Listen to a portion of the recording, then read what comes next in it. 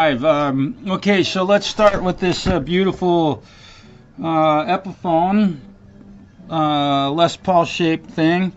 Number one, the knobs are hitting the top of the body, so you can barely turn them. So I can probably assume that this guitar does not have the volume knobs used on it at all. And so I'm going to try and I'm going to fix these, but that might be a little bit more intense than you might think, to get these knobs to sit up high enough that they're not touching so that they can be used, because the volume knob left at 10 24/7 is a loud guitar, and that's all it is. So when you stop playing, you hear that hum because everybody uses high gain distortion and stuff on their guitar.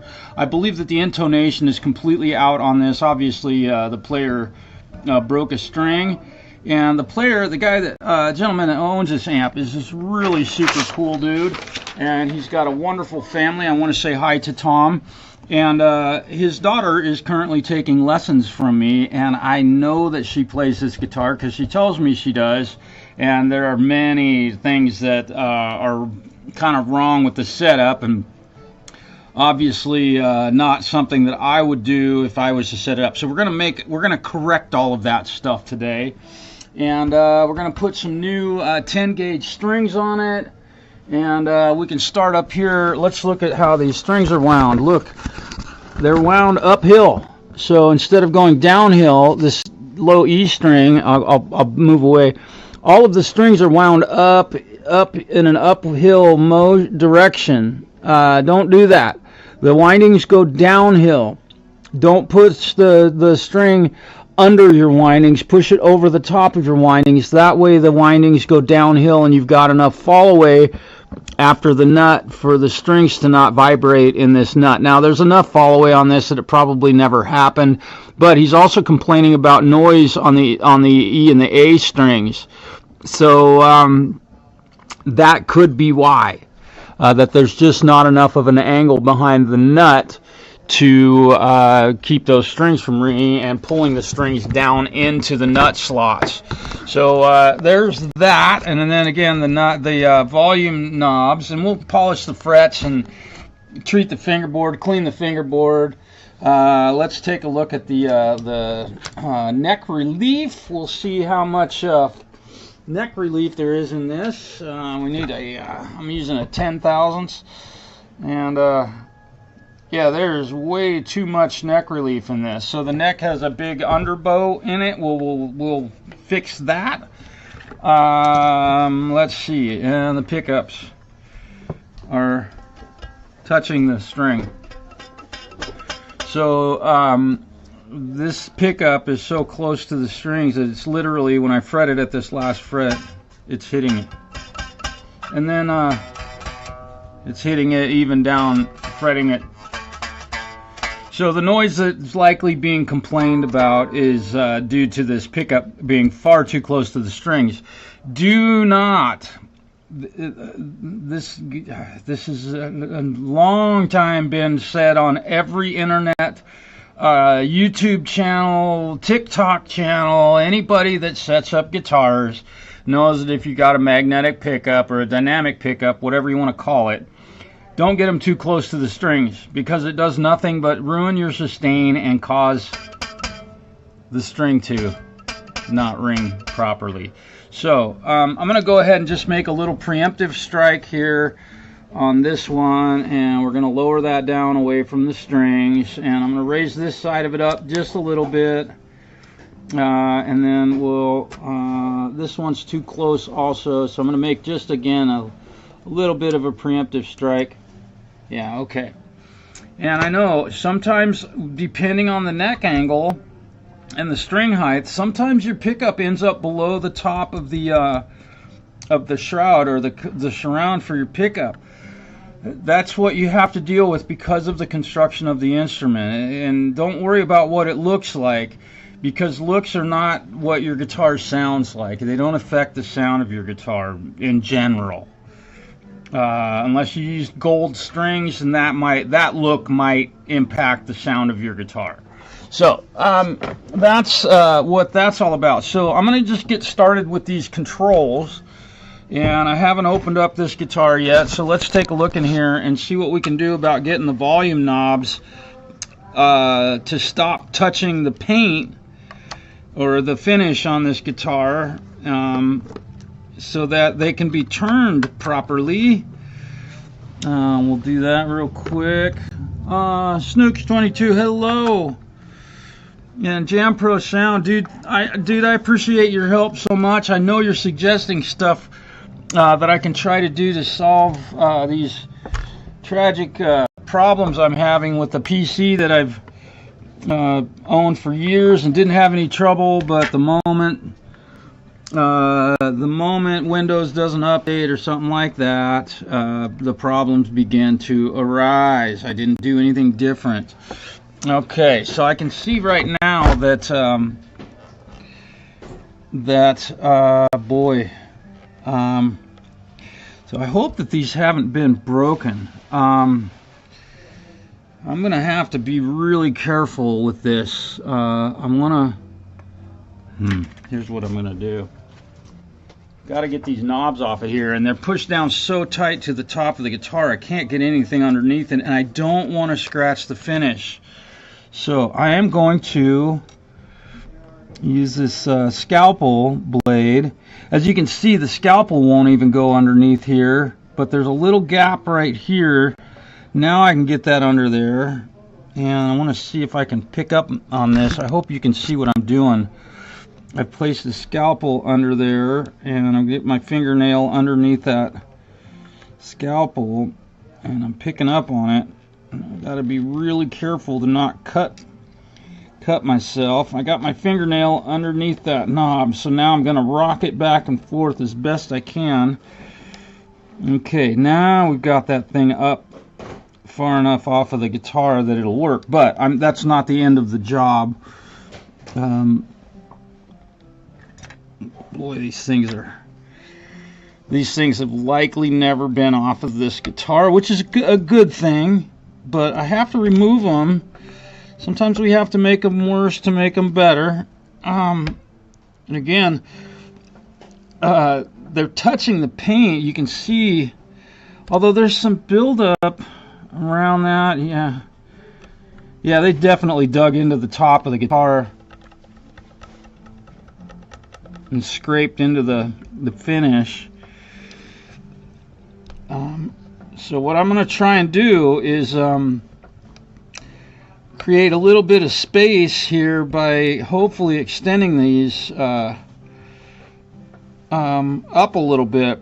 And I don't know if I will be able to do that, because the top of this guitar, and this is something that's common when you buy a more affordable style of Les Paul shaped object, is that they don't take the time, and they're inconsistent with the thickness of the tops of these guitars. And so when something like this happens, and who knows, the knobs may have been switched at some point.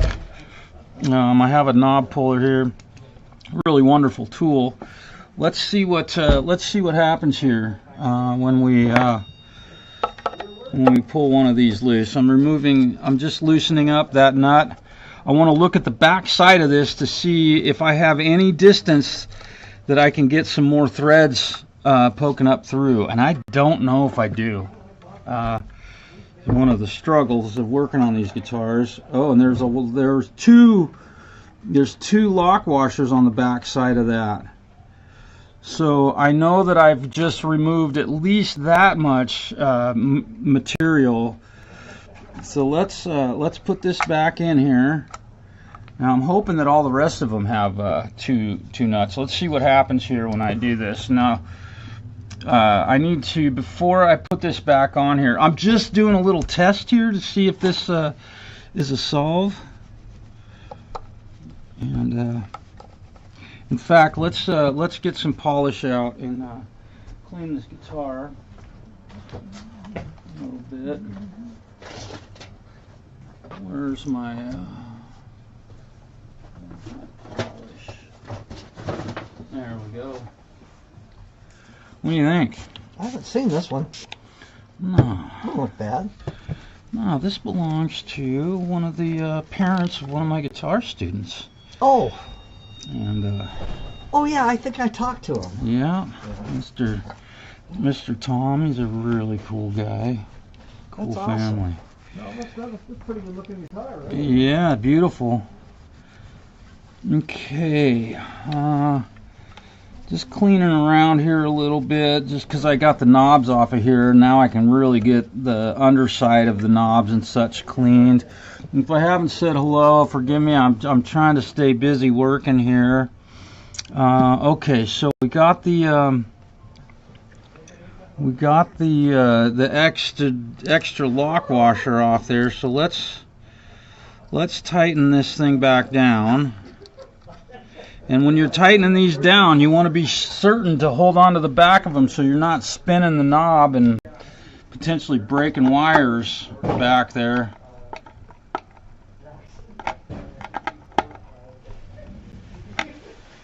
Okay. Now,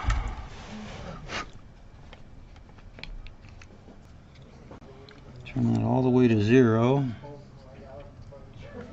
And we'll set this knob back on here. Now you can turn it. So they do sit right down on top of the body, but now this knob is turnable. So I don't know if maybe this thing, it looked like it had some guck underneath it, so maybe some foreign material got in there and caused it to become sticky, you know, beer, spit, sweat, stuff like that. All the natural ingredients for guitar playing. I mean, we know we have to drink beer to play guitar, right? You can't play guitar without drinking beer. That would be blasphemy, right? And 2 lock washers on this one also. So my hope is that I find 2 lock washers on all of these pots, and I'm able to extend the pot up through the body of the guitar that much further. We'll see here what happens. It already looks like it's protruding a little bit further. Here's what I'm doing now, putting the nut back on here. I know that you can see that. Kind of difficult for me to keep everything in the camera view and actually work efficiently, but that looks a whole lot better. I'm gonna go 0 that out. This is a really stiff pot, so and you know, before I do much more, let me pull this knob back off of here. I kind of got a little bit ahead of myself here. I am going to hit these with just a little bit of lube. This is a contact cleaner / lubricant, just a tiny little bit. Alright. Wow, that's amazing. You just hit that with just that little, forgive me. I know I'm trying to keep my camera guy, just using some electronics lubricant, and just doing that alone really made these knobs turn a whole lot easier. And I go from the inside out on this one. Good.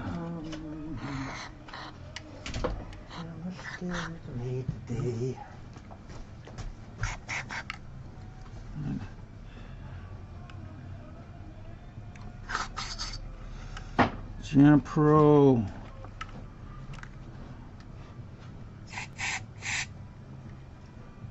I am almost out of my lubricant. That's what she said. No, I'm joking. That's totally a joke. What flavor of LP shaped object is this? This is an Epiphone flavor. Astonishing, just a little shot of this electronics lubricant really frees up these knobs, makes them easier to turn. Just a tiny little bit is all it takes. get stuff lubed up, and the lube stays. The cleaning agent in this stuff actually does evaporate, much like the CRC, like car electronics cleaner. So it does a really great job. And I'm just going to grab one of these knobs, and just so I can turn these knobs a little bit easier. I will definitely pull these knobs back off of here, and I've got to raise the height of these stems. So the little things like this are things that I do. William Halfer, you're very welcome. Welcome to the stream, man. This is kind of what my channel is all about. It's about fixing guitars and sharing my knowledge of guitar repair with folks, so that if they need to fix their own guitar, that they might learn something from my channel and be able to fix their own instrument. And I'm giving these all a really good turn. It's astonishing how much easier these knobs have become to turn after doing that little bit of lubricant. So this guitar has just probably been a little bit neglected, and certainly hasn't had the lube job done on it before. And this is a really important part of maintaining an instrument, is to be sure to lubricate things. It's much like your automobile. You run a car low on oil, or don't change it once in a while, boy, you know that they won't last. Here we go. So I've gotten these two, I've raised these two, so I'm turning them all the way down to 0, and then I'm aligning the knobs so that they're all facing the same direction. You'd be astonished how many guitars I get in that other guys have worked on where the knobs are pointed all different directions. Now, I honestly can't say if the owner did that, but I've also had work done on my own instruments by others, and I get it back and the knobs are just pointed randomly. It's kind of sad that somebody wouldn't take the time to straighten them out, you know. So getting all these lock washers out of here. Yeah, there we go. And I'm going to go ahead and loosen this one up. I'm going to loosen both of these up. We'll kill two birds with one stone. TheFalCRO, what's happening, brother? Thanks for... I got your note, man. I just have not had time to respond like you. You know, we all get busy, and I was on the phone all morning long. In fact, well, not all morning, but a good part of it. All right, so... this one, I only have one lock washer, so I don't see any way to increase the... we may have to call this one well enough alone. I'm going to go ahead and put that lock washer back on there. Something that annoys me to death is guitar manufacturers that don't use a lock washer on their volume pots. Astonishing why they wouldn't do that. They all know exactly what's going to happen to that volume pot soon enough. So I'm not quite sure why a couple of them had dual lock washers and these two don't. So we'll put the lock washers back, and I'd rather have a lock washer on it than not have a lock washer on it. And there's another way that I can correct the knob hitting the top of the guitar, and we may go that route. We shall see. We'll see if I need to do that. So, again, holding the back of this volume pot so that it doesn't spin. You don't want those things spinning in there, of course. And I know that you probably aren't seeing everything I'm doing, but I'm hopefully you can see most of what I'm doing here. And having tools like this are really helpful if you're working on your own instruments. It It makes things easier, I should say, and faster too, so you're not down so long working on your guitar. Now let's see what this volume pot does. Okay. Now that's spinning really nicely. You can see I can just roll it with my finger like that. And you'll also notice that all of the zeros are pointed the same direction. And Les Pauls are really nice like that because the pots in most well, I got to be careful. I'm using the word Les Pauls, calling this guitar a Les Paul, but it's not a Gibson Les Paul. So to say that all of them are aligned like this when you do your job properly and take the time to try and, yeah, this one I'm gonna have to do as an alternate. Whoop, got myself, got a little nick there. Boy, that one. Yeah, this one's just not quite coming through the top far enough for me to be comfortable with it. And unfortunately, now, okay, so I've got the room to get my screwdriver far enough under there that I'm not going to scratch the finish. Okay. I don't want to scratch the finish on Mr. Tom's guitar. Okay, so what I'm going to do is take a very small, look at that, I nicked my finger. Look at that. See, you can't get working on guitars is easy, right? Might as well be a plumber. Let's see if I can. Alright. Just put a little more cinch on that. I am going to put a small spacer in there. And what I'm going to use for a small spacer. Where'd you go? Where are you? Oh, I thought I had some.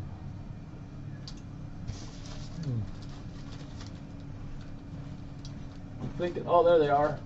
Let me see. One of these might just do the trick. These are fret markers, and they're definitely too big for this. So let's see what else I've got here that I can get creative with. Oh, I know, pick guard. Now I got a pick guard, and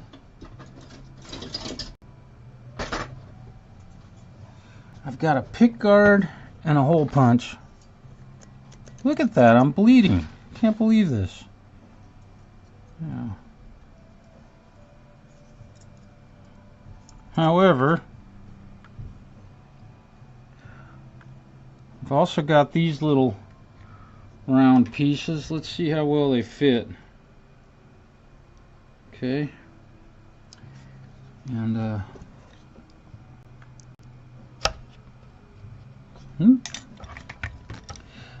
I just want to correct this one little problem. I think that the owner of this guitar will appreciate being able to use it as intended, which means that you'll be able to turn the pots properly.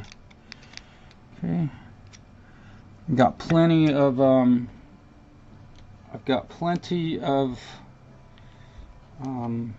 material. I've got plenty of splines left on this. You can see what I'm doing here. I'm just stuffing these small blocks of cardboard that I've already punched out from my little hole punch. These things are amazing. You'd be shocked how often. Oh, look at that! I'm bleeding. Can you believe that? You put a small spacer. Yep, that's exactly what you do. No, a ball end would be too thick. This is the tiniest amount that I need to raise this.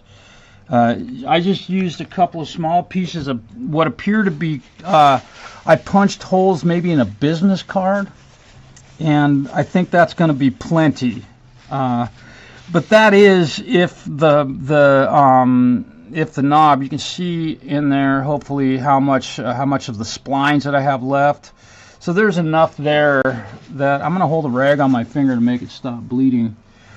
And then we'll see if my work is all justified. Okay. And I've been touching these knobs and such, and they got a little bit of oil on them, so I'll have to be sure to clean those off. I hope everybody's having a really great Tuesday.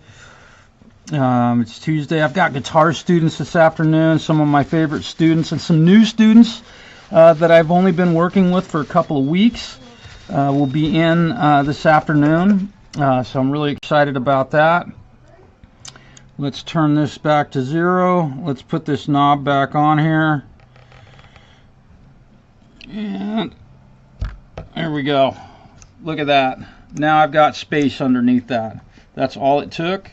So unfortunately, I think Epiphone made the top of this guitar a little bit thicker than they needed to. How are you doing, man? Good, how are you?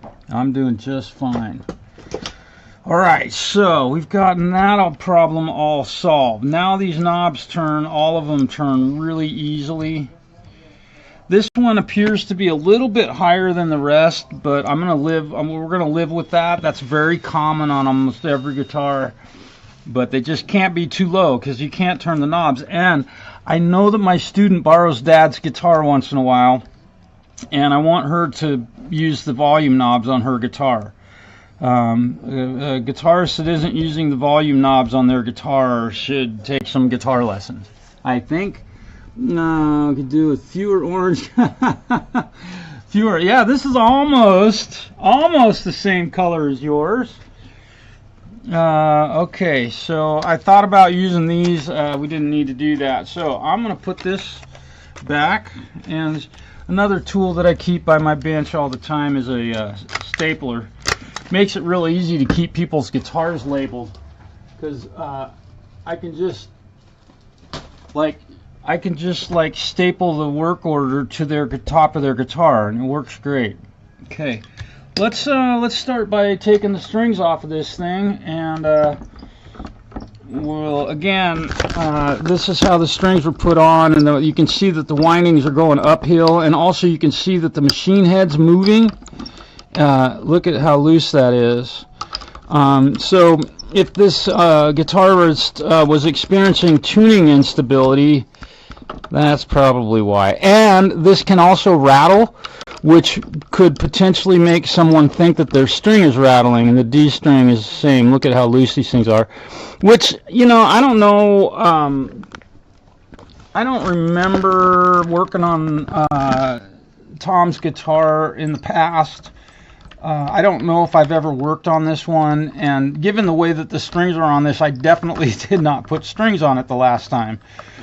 But we'll tighten all that stuff up for him. So, and these are the kinds of things that I love to share on my channel, because these are things that are easily overlooked by guys or players, guys and gals, changing strings on their own instruments. And then also I just noticed that the E string was stuck in this nut slot, so we're going to fix that too. I'm going to do that right now.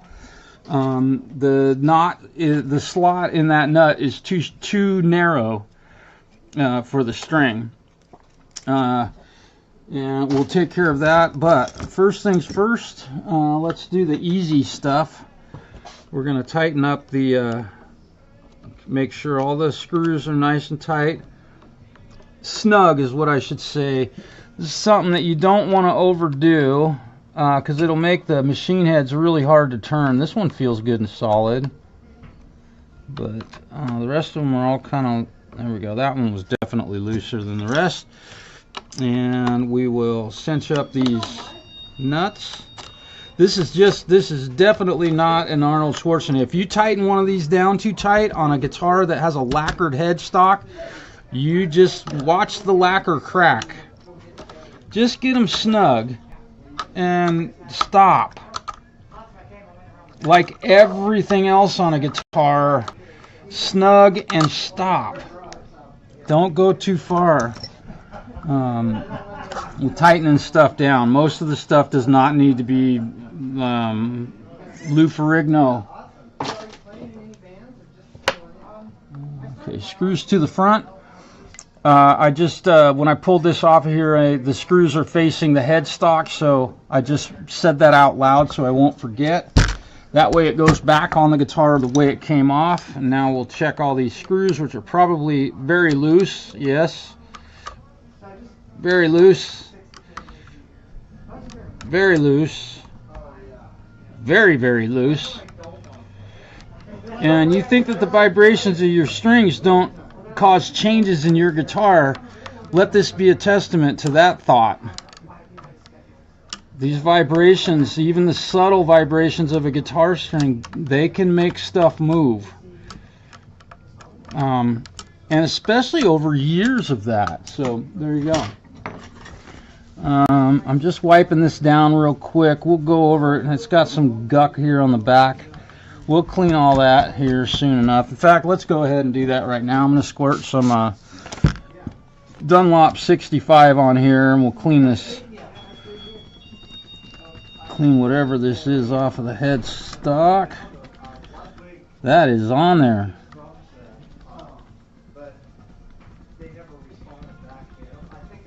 There it goes. Now I got it off of there. Sometimes I gotta work a little bit harder to get the guck off of a guitar to make them look nice and pretty again. Yeah. I'll be live until 2 p.m. Pacific Daylight Time today, because I'll be working on this one certainly until that time. I got a little blood on this guitar. I like it. Alright. Blood, sweat, and tears. There we go. I haven't cried yet, so that's a good thing. Alright, so just doing, again, I'm doing a little cleanup here.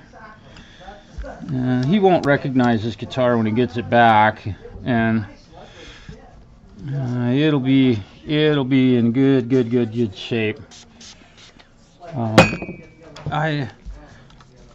I'm definitely, as a tech, I would, and a teacher, I would rather a student own, in most cases, a Gibson Les Paul. Aside from the headstock brake, they usually have better hardware. The finish on them is usually a little bit nicer, and just overall the construction quality is better on the instruments. However, I do not have a problem with someone owning an Epiphone Les Paul. That is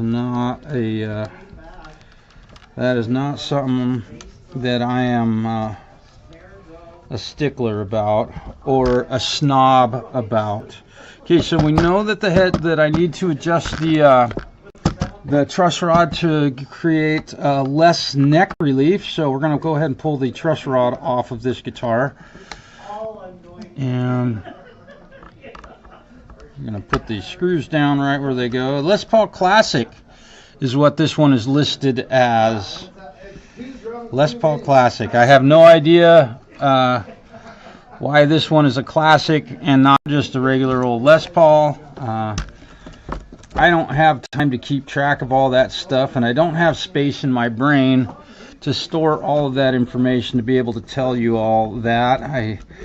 I work full-time, I teach full-time, I play in a band full-time, so I got enough going on in my brain that I don't think it's that important to know that stuff. Guitar companies and amp manufacturers have done their damnedest to be as confusing as they can possibly be on what they call stuff and why they make 100-watt amps. I have no idea. There you go. Okay, so we've gotten that all squared away. I'm gonna go ahead and give the what I'm gonna do is start with this neck. I'm gonna flatten the neck out. Yeah, we'll start with just a flat surface. Where's my 4 mil? 4 mil.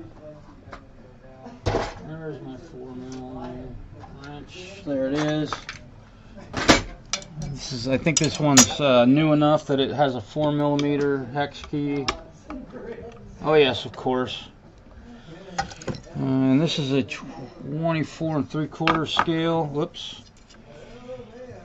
It's a shorter scale than a Fender. Oh boy, we got a great big old underbow in this neck, so great big old underbow. You pull the string, man, that's amazing. It didn't look that bad, but visually this thing looks terrible. And you can see how many turns I've had to put on this truss rod. It's astonishing. Usually you don't have to move them that far to straighten out a neck. And I'm just going far enough that I don't create back bow in it. So we'll keep moving them just tiny little bits at this point. And I'm not measuring it on the markers, making sure I can't.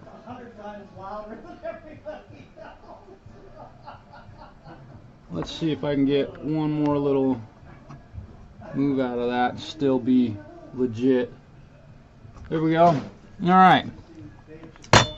Let's polish the frets, clean the fingerboard.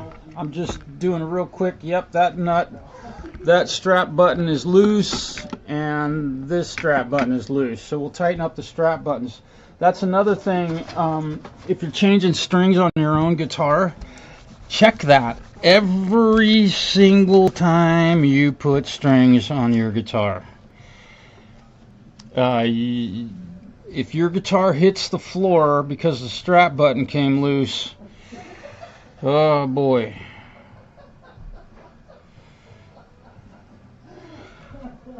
That is not a good thing, and it's your own fault.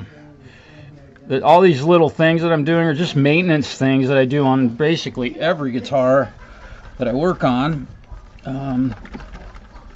I'm using what is it called? Semi-chrome polish to polish these frets. I may use a little bit of it on the pickups because they look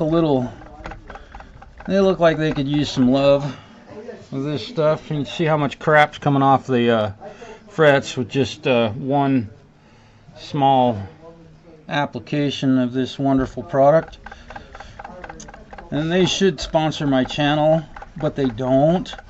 I guess because I don't have enough followers, probably, or subscribers is what I should say. You're subscribers on YouTube, but you're follower on TikTok, right? That's how it goes. Subscribe. I think, isn't a subscription something you have to pay for, though? At least in my world. Joe McGraw, hello. If you were on, yeah, this thing's got a really nice quilt. It's what I call a quilted top. It looks like a quilt, I guess. If you call it something else, that's fine. I needed a sip of coffee, and let's keep going on cleaning this thing. Boy, these frets are looking nice. The owner was complaining about a buzz on the E and the A string, but the buzz, I believe, was the pickups being too close to the strings. And that's a really important thing to talk about. That's a subject of, well, it's really not debatable, because we know what happens, but I'll go into that here in seriousness in a moment here, because I would hate to see you doing the same thing to your guitar without sharing with you why you shouldn't do that. Get you pointed up here where I'm working. Let's see, maybe using the old elbow grease. There we go. Alright. Alright. So there's all the crap that came off of those frets. Right, and I still have a little bit of semi-chrome on here. And I'm going to go ahead and take a clean spot on my rag. And I'm going to see if I can polish up these pickups a little bit. Get the guck off of the pickups. They look just a little wonky here, dirty, I guess. Which I don't think Tom cares that much about this, but this might make it look a little nicer when he goes to play it the first few times. See how much guck comes off of those pickups. There's definitely some stuff on these pickup covers, or not covers, I should say, the plastic parts of these pickups, and now the screws will be all nice and shiny. I'm going ahead and knocking off some of the dirt and guck on the pickup shroud, we'll call it. Let's call them a shroud. Pickup ring, whatever you want to call it. This will just look a whole lot nicer. Alright. Now let's go ahead and get the polish out. And let's see. Remember, don't squirt this polish directly on a guitar. Okay, be sure to not do that. You want to follow the directions from the manufacturer exactly as they say. So don't squirt the stuff on a guitar. The manufacturer says not to. If you do, I guess you only have yourself to blame for not following directions. So there you go with that. I always do my best to lead by example. Here we go. We're getting her all nice and clean. Look at how much better those pickups look. That's just amazing what can be done with just a little bit of elbow grease during a string change. Now, yes, I'm moving these and I'm going to have to reset up the action on the guitar. These are almost impossible to keep from moving while you're cleaning a guitar, unless you're cleaning it with the strings on, and then you can't do a thorough cleaning and you've wasted time. So just prepare to do a new setup on your guitar if you do what I'm doing, and you should anyway. Stuff changes, stuff moves. This is a piece of wood. I always tell people, you know, go ahead and put a piece of wood out on your front porch and let it sit for a couple months and see what it looks like. See what shape it is. It'll be different. All right. Here we go, getting all the knobs clean again. Going over that section of the guitar one more time. All right, I'm about due for new, getting some new rags out. This guitar has really been played a lot, which makes me very proud. I know he owned it long before we ever met, but I know his daughter is one heck of a guitar player. And she's a very young person, but look out, world. She's a very smart young lady, a very well-behaved young lady, and she seems to really love playing guitar. And I think that I'm helping to motivate her to stay with it. And her brother plays music also, so they play music as a family, which is really cool. There's just little kind of small insights that I know about some of my students. Oh, and that's right, we've got strap buttons. Remember I said the strap button was loose? Let's fix those real quick, just so I don't forget. All right. Since these 2.5 turns on that one, boy, that would have been tragic if this guitar had fallen off somebody's shoulder. About the same on this one. And stop right there. It feels like that screw is about ready to give way. I might, in the end of all of this, I may plug that hole. And I may fill that hole and re-drill it so that I don't have to worry about it coming out while my student or her dad is playing this guitar. Let's see, Joe. All right, guys. I know that I don't do karaoke, and I don't sit around and just talk about random stuff. All of my stuff is very focused, so I know it's hard to sit through and pay attention and focus. Because it's just kind of, stuff takes a while. And there's not really much way for me to have any kind of audience participation on my streams. You know, it's tough. But I enjoy being able to share this stuff with folks. Okay. Used to do a lot of guitar playing on my channel, but that's I don't know, kind of a waste of time. Nobody's terribly interested in that. At least this, maybe somebody would be searching for something, and one of the titles I have has enough info that it might help someone to learn how to do something they'd like to learn how to do, fixing their own guitar. That's my hope. I would love to have a lot more subscribers and followers, but I am not the right gender to have that, and I think maybe I'm just too serious, too exact, too precise to have people find that much interest.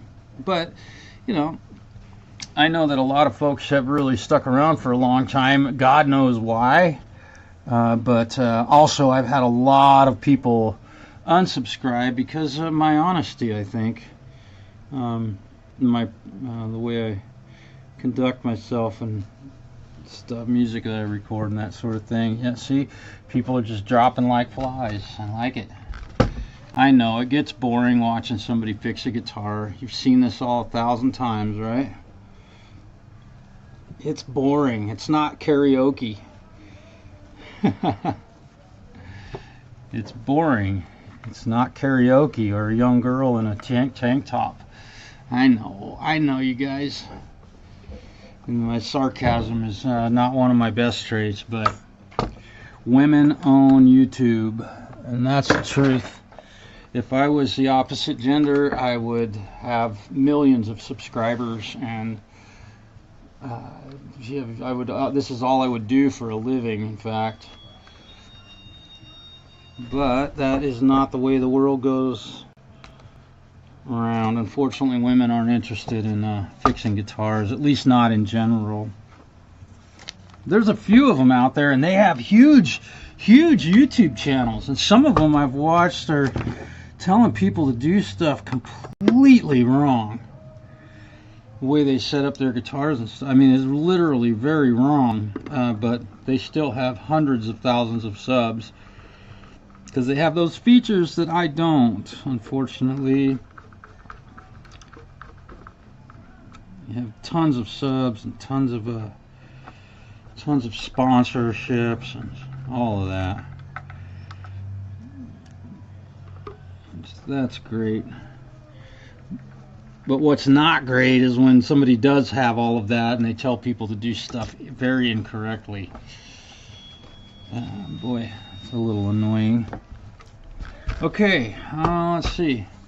Time to clean the neck. I'm kind of going about this a little bit different order just because I can. But everything is getting, everything wrong with this guitar is getting corrected. One by one, we are solving problems. One by one. I'm gonna cover the body of this guitar. Now she's all clean. Boy, it looks nice. Looks a lot nicer than when it got here. Alright. Let's see. Where's my favorite toothbrush? Remember to brush your teeth every day. Some of us have to be reminded. I have to be reminded every day. I have a reminder set every single day that reminds me to brush my teeth, because if I don't, I will forget. And boy, taking care of your teeth, it's kind of like your ears. You only get one set, right? And then they have to replace them. Ugh. I haven't had to do that. I'm very lucky. Oh, and then the other thing was this low E string. I wanna address the the nut slot. The nut slot is too small on the low E string on this guitar. Remember, I have to remember all this stuff as I work on it, make little mental notes. That one, I may have forgotten to do that if I hadn't said something. Alright, this thing's got a lot of guck in the frets. I want to see what that's all about. Yeah, this thing's... I want to show you what I'm seeing here, and I'm not really sure if you'll be able to see it, but like this big white line going through the fret and all of these little white spots. If I touch each one of those with a razor blade, there's stuff in the grain, so I'm not sure what this has been cleaned with in the past, but my cleaner didn't lift it out of the spaces. I'm just being really careful just to scrape. So it's got some guck. We'll call it guck. Just looks a little wonky here. This would take a long time to get all of that out. I'm just going to remove some of the major spaces, maybe to clear it up. I could spend probably an entire day digging this stuff out of here.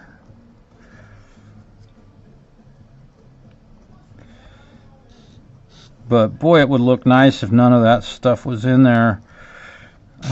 Who knows what was used on this thing that got this stuff? And it could be DNA, I guess. Maybe this this player has some pretty nasty sweat. Who knows? And when I say nasty, I just mean it loves to stick in the wood grain. Anyhow, I just noticed that sort of stuff, and I don't know, want to see what the deal is. I don't have anything that's lifting that out of the grain. Don't know what it is. But we're gonna, I want to go over this one other spot right here. I have an alarm go off. I must have a guitar student. Supposed to have a guitar student, hey, but he has been very busy at home with mom's having some health issues, and so hasn't been in for a lesson for quite a while.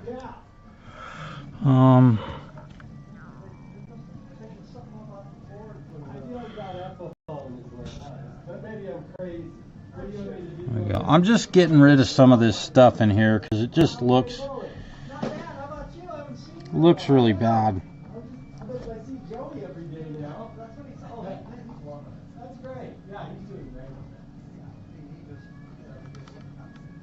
So glad to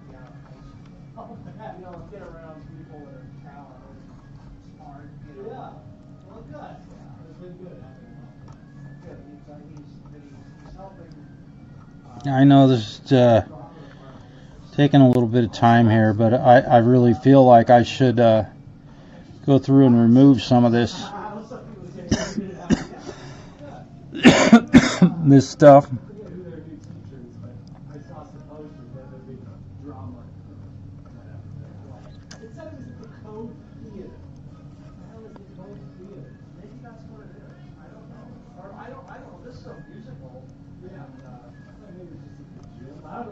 I just was not aware of the Code Theater of any kind. Yeah, but he was in Code 10 plays. But where do they do it? Well, they used to know the Essentials. All right, that's enough of that. Here we go. 25.5 inches. Oh, it's 24 3/4. It's your typical. It's your typical Gibson scale.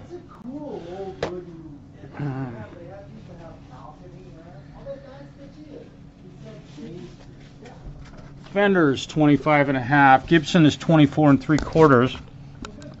And that's why Jimmy Page recorded everything with the Fender, but then when he played live, he played with the Gibson, because he could use heavier strings on a Gibson to feel the same as they did on his Telecaster that he recorded all their famous songs with. And also the Gibson had humbucker, so the loud noise that the single coil pickups make on stage is eliminated by using a Gibson style guitar. A lot of reasons for that. Now, don't quote me on any of that, because I am not Jimmy Page, and it would be nice if he would actually share that info with everybody, given as famous as his songs are. But he'll probably never really divulge that, and I don't think, it's been so long ago that I don't think he even remembers, probably. All right, 24 3/4. And I have a new guitar that is a different scale from both of these, and boy, it's taken me some time to try and wrap my head around that. It's a 24.5 scale, and man, it is weird to play that guitar. Because I rarely have an opportunity to play them, which it's a Paul Reed Smith scale, and boy, I'll tell you what, that is a mind game. Okay, so now we're all clean, and it looks like my boy John probably isn't going to make it for a lesson today. He might surprise me. So now we're going to go ahead. Can you think of anything else I need to do before I put strings on this? Check the. That's good. What did Tice go? 24.5.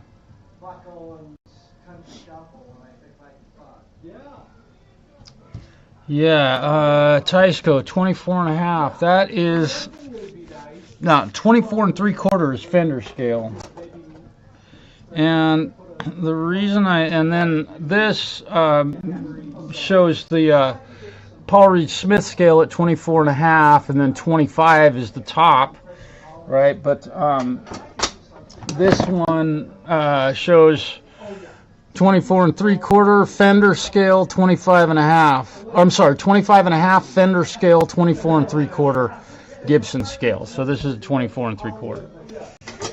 And if I misspoke, forgive me. There's absolutely no excuse to have that many different neck scales. It's utterly foolish, in my humble opinion. If they just stuck with 2 neck scales, the world would be fine.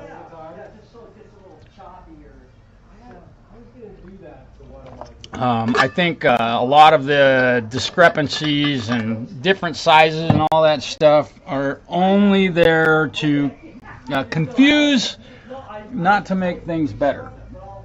But that's an opinion, which we all have them.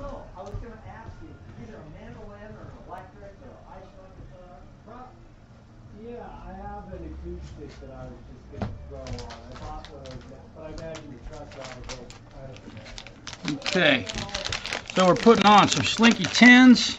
This thing was drop detuned when I got it.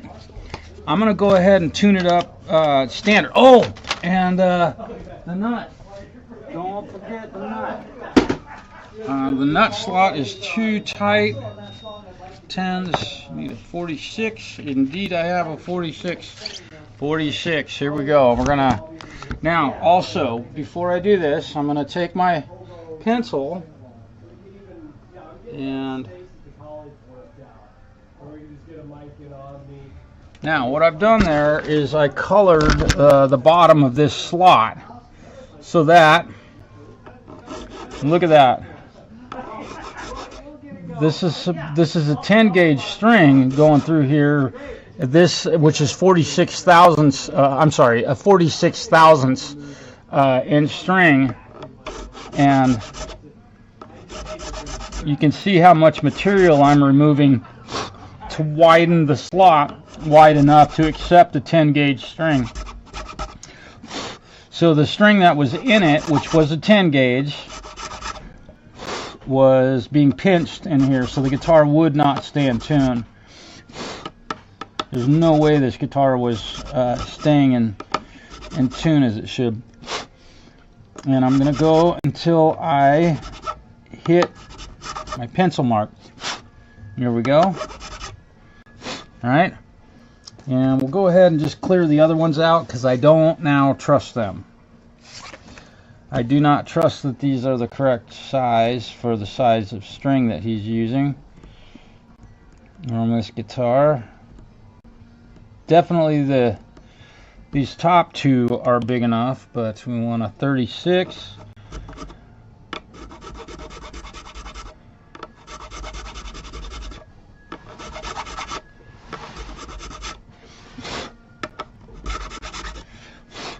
The Les Paul that UPS broke and didn't repair, replace, or claim that they didn't damage anything, or they did claim that they didn't damage anything, is coming along just fine. I'm conducting business ethically, unlike UPS. And if you work for UPS, I'm sorry that you have to work for such an unethical business. But, you know, that's your choice. I would quit working for them as soon as you can, because they are not doing stuff like this. They're not going to be around a whole lot longer. And they've done it to thousands of people, but they're a corporation, so they get away with it. But normal people wouldn't dare get away with something like what they've done. Okay. But again, I conduct business ethically and morally, and if I do something wrong, I correct it. And then if somebody else does something wrong, and in this case they did, I'm the one faced with having to correct their immoral practice and unethical practice. So I will do that. Spend my own time solving the problem that UPS created and did not pay for the damage that they caused to one of my clients' guitars. Really terrible. I would highly recommend to never do business with UPS again. I mean, there's nothing you can do about Amazon shipping your crap to UPS via UPS, but if you do need to ship something, I would highly recommend using anything other than UPS. And I will continue to preach this as long as they continue to behave unethically with me. Now, I notice my windings go uphill, not downhill. All right? All right. There we go. Definitely have lowered the string action. I'm going to raise this back up. My saddle should come down from when I cleaned it. And so my point in this is that you can see that the string is now touching the frets. It's just because when I was cleaning the guitar, this screw, I turned that screw down into the body of the guitar a little bit too far.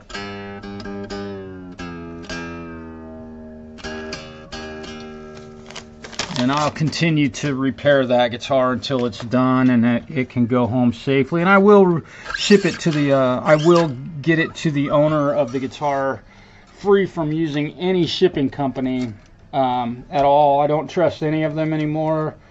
And that has cost me a lot of business. Which to me, legit class action or legit lawsuit. You know, you hire a shipping company to ship a guitar, they ought to be able to get the guitar to the person it's being shipped to in one piece. You know? Yeah, you're lucky.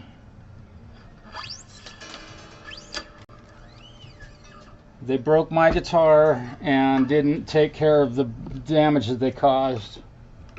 It's not a matter of being lucky or not having them break anything. It's a matter of when a company, like if a guy brought his guitar in here and I took a pickup out of it and didn't put it back, I mean, that's no different than what UPS did in breaking that instrument. One of their employees broke it, and the business, rather than using insurance, there's no need for insurance for that. Your employee broke something, pay for it. That's what a good business practice is. I don't care what you do for a living. If your employee breaks something, fix it. There's no way the owner of my shop would allow me to go out and try to, let's say I'm repairing something on their television set. Let's say the I don't know, the wall hanger was coming out of the wall. And while I was out there, I'm working on that television set, and I drop the TV set and the monitor and the screen breaks. No different than what UPS did to me, and my owner of my shop and myself would make damn certain that TV was replaced.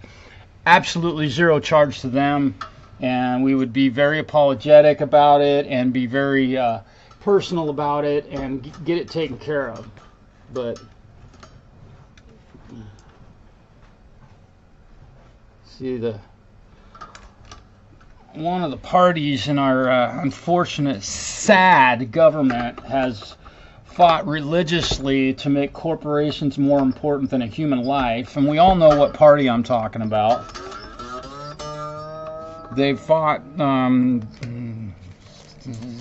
for decades to make corporations completely irresponsible for anything, and we pay the price for that as a working class people every single day of our lives. But they're still around. People still vote for them. Astonishing.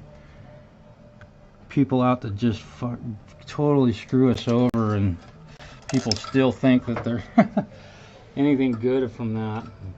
Amazing.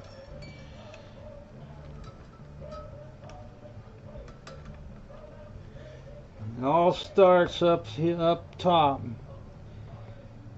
All starts up top. All starts up top with all the money. Amazing how many politicians have become ultra rich. And I don't mean just rich, ultra rich. Rich is one thing, you know, millionaire. Maybe you got $100 million. That's good for you.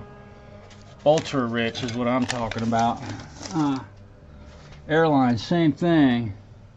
I'm a pro guitar player. I would buy my guitar its own seat. Yeah. Well, and thus, you know, for that reason, guitar players can only take one guitar with them, whereas back in the day, they could take 2 or 3, and they'd be able to do their job properly, right? But because corporations are irresponsible, they have absolutely no obligation to do anything that is right.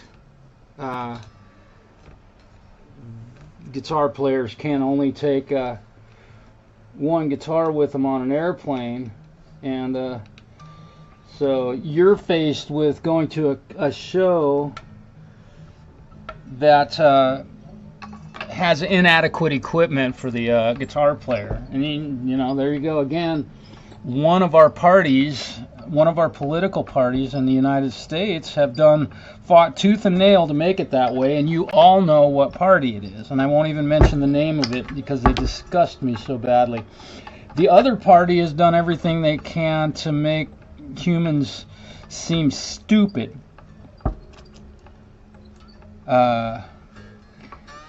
Okay, now I'm almost done changing strings, so I can kind of stop talking about that now. I just needed something random to talk about because and also, you know, my good old trusty tuner got snagged by somebody. It's gone now, and so I have to use this one. Don't buy one of these rechargeable. These are terrible tuners. Snark has not built a good electric tuner in years.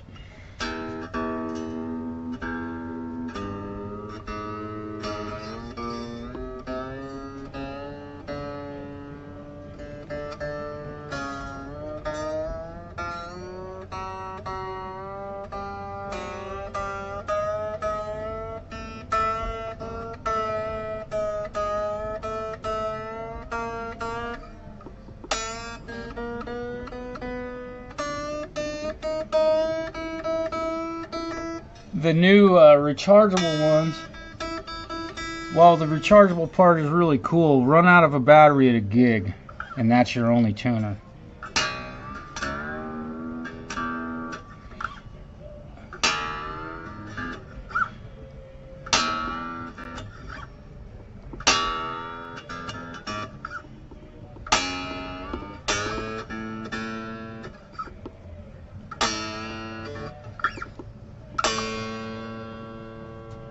Okay.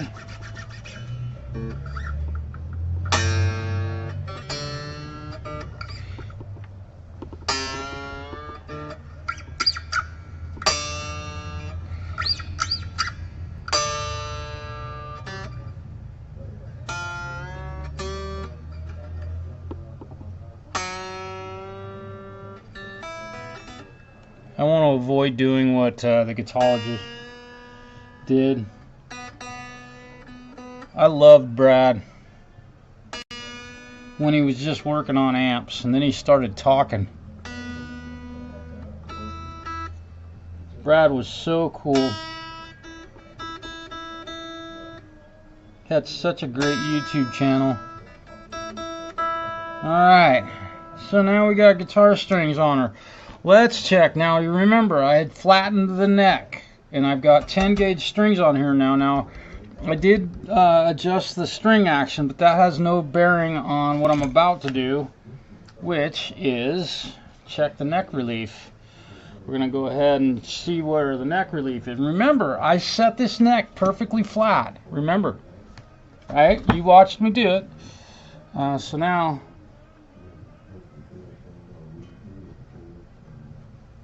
so it has a little bit, it's a little bit flat, meaning it doesn't have enough underbow, so we're going to loosen the truss rod a little bit. I'm going to give it about a quarter turn.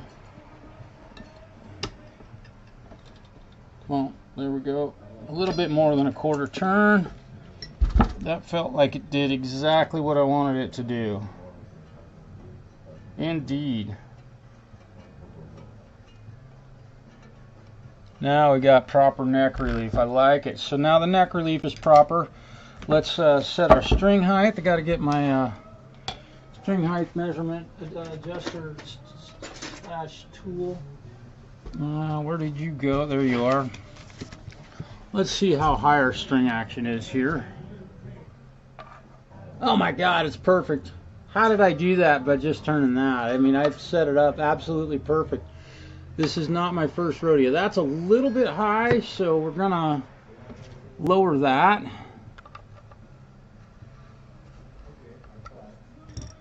A little bit high. Still a little bit high. We go about another turn like that. Man, I got lucky. 3.5 64ths. I like it. 4.5 64ths. I like it. Let's tune it.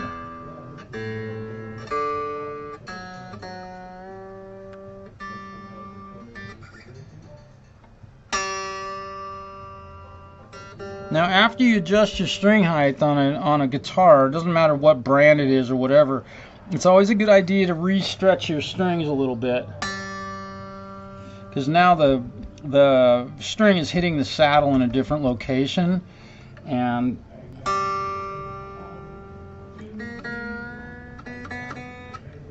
that can cause the string to be, it does cause the string to not be stretched properly.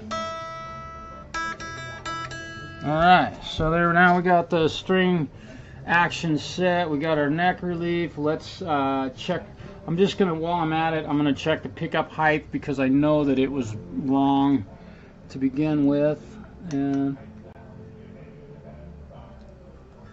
this pickup is not wanting to sit exactly level, which is typical. Okay, there's my Phillips drive. Let's bring this side up a little bit. We got a little bit too far away. Look at that. There we go. Those pickups look so much nicer now, just being clean like they are. 4/32 and 3/32. Perfect. We're a little bit low on this side, so we'll bring this one back up. I lowered these ones already as just a preemptive strike because they were adjusted so far out. These were this pickup was way too close to the strings. Don't put your pickups too close to your strings, folks. Look at that. Man. Almost perfect with just by, you know, doing it by eye. It's like I've done this a couple times. Okay. There's that. Now, just for posterity, just for the sake of argument, I'm going to check the guitar laying on its back, saying that that string is a little bit flat, right? Okay, so that's what it says while the guitar is laying flat on its back. And I'm just checking the intonation real quick. So let's check it again here. Let's see what we got. And I'm using the snark. I'm not using my my badass strobe tuner. And this is saying that it's sharp. No, now it's saying it's flat. Now it's saying it's perfect. So don't use a snark to intonate your guitar. Absolutely do not. They aren't really accurate enough.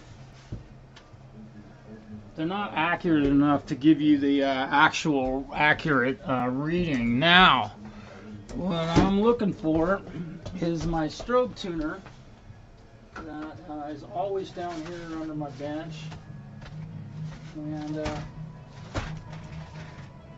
let's see.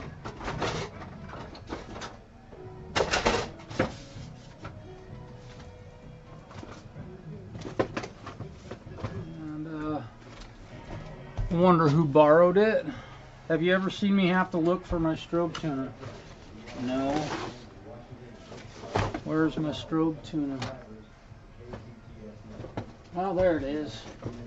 Let's now, okay, and the other thing is that if you drop paper towels underneath your work table, the paper towels have to land on the floor, and then they have to roll as far away from you as they can possibly get. That's the rule of physics. Okay. Yeah.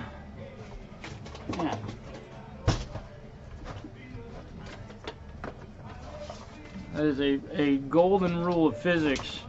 If you drop something, especially at my bench, if it hits the floor, it's going to end up as far away from me as it possibly can.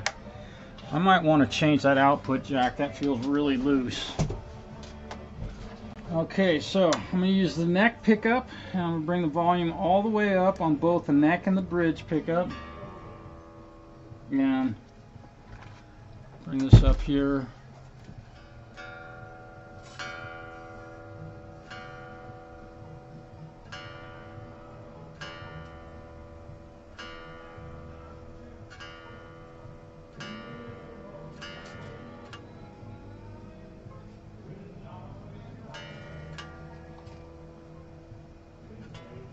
Boy, this thing is really having a hard time. Obviously, that string is a bit flat. Oop.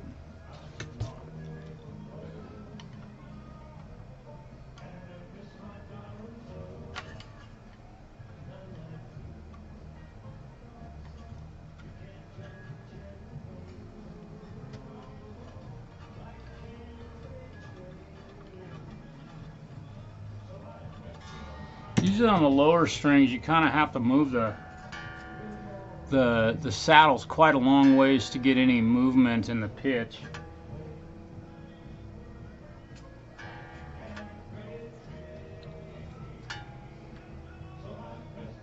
Now you might notice that I just switched the pickup selector switch to both pickups, because sometimes these things have a hard time hearing.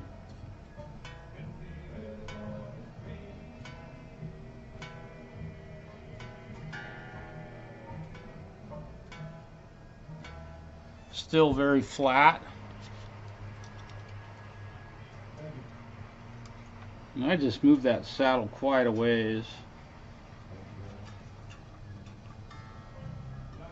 I'm not quite sure why, but on these lower, on the lower E and A and D strings, it seems like you gotta move the saddle quite a long distance to get any kind of pitch change, whereas on the treble E and B strings, you don't have to move them quite so far. It's kind of a almost misleading. There we go.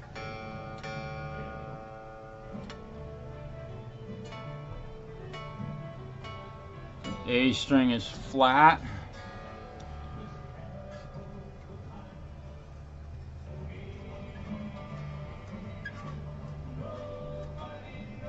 And I'm going to run out of adjustment distance, I think.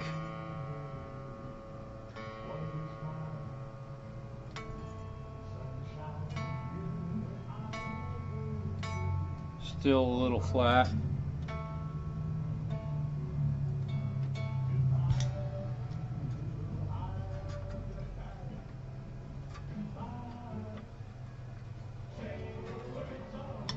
I have a gig Friday, that'll be fun. Nobody knows, but we do have a gig. There's the A, like it. Come on, D string, be good. Because I don't have much room to move you.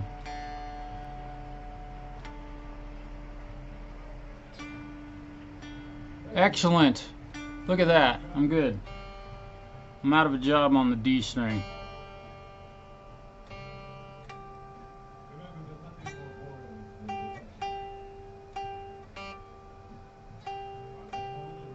I want anything but a string being sharp on the intonation adjustment. It can be flat, but it cannot be sharp.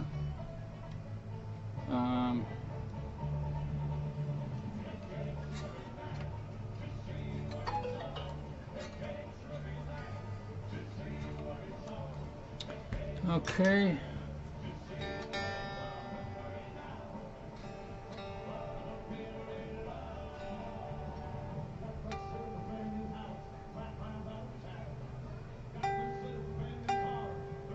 Very sharp. So we need to move that one back.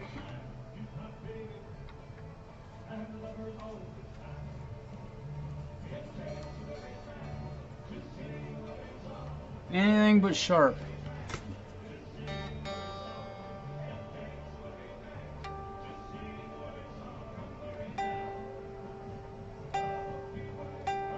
I may have turned that screw the wrong direction last time. There we go. G string is good. Wouldn't be the first time. The B string is a little bit sharp.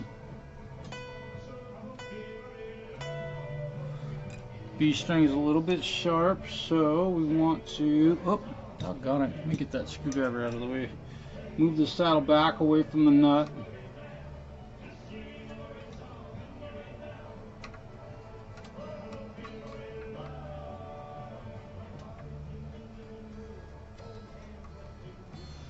Alright, let's see how. Forgive me for not being audience participation, guys. I wish I could, but obviously I can't have a. I wonder if my battery on my tuner is about shot. It looked like it. Yeah, I think it is. Let's test it. Come on. Let's see here.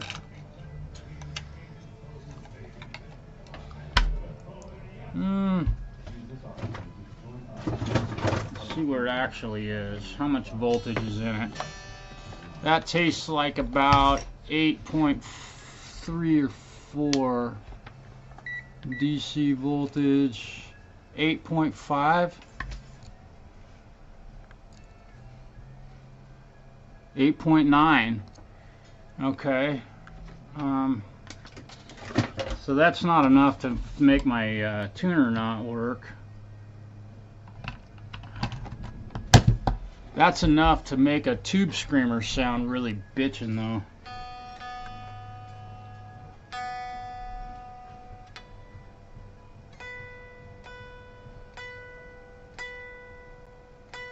Okay. So we're a little sharp on the treble E string. Let's move this backwards. Man, I'm glad we had to move it that way.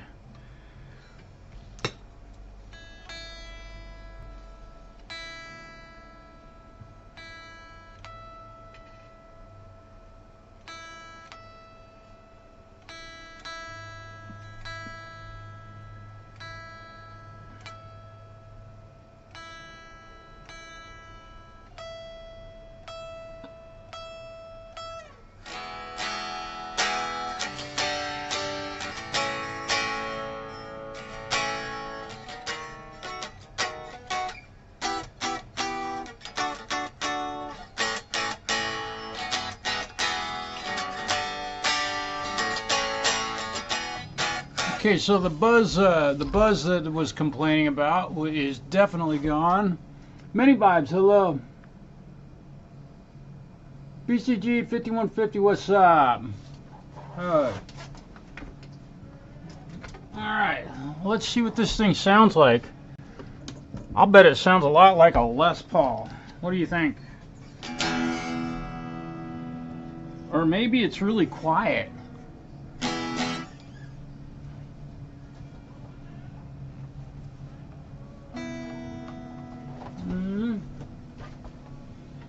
Something along down here.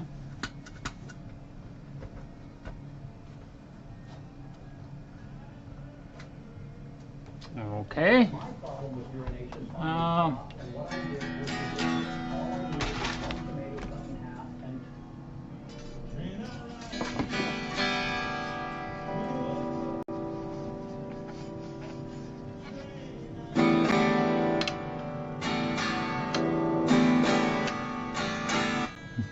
Okay, so something, I believe, hang on, I gotta test this theory. Give me a second. I really think that there's something wrong with the output jack on that guitar, but this would be a real Gibson Les Paul. It's not a copy, and I think that this will probably...